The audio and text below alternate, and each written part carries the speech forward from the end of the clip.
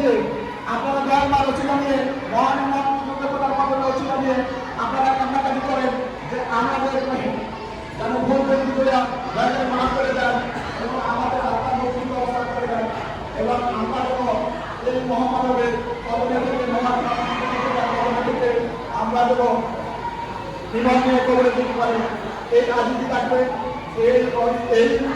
আজকের দিনে আমাদের একটাই কামনা এই রাজনীতি, কারণ আপনারা সবাই জানেন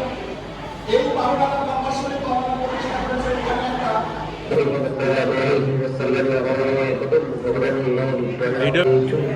বছর আগে আবার সেই থেকে বোঝার মালিকের সন্ধান পাওয়ার সুযোগ করে দিয়েছে।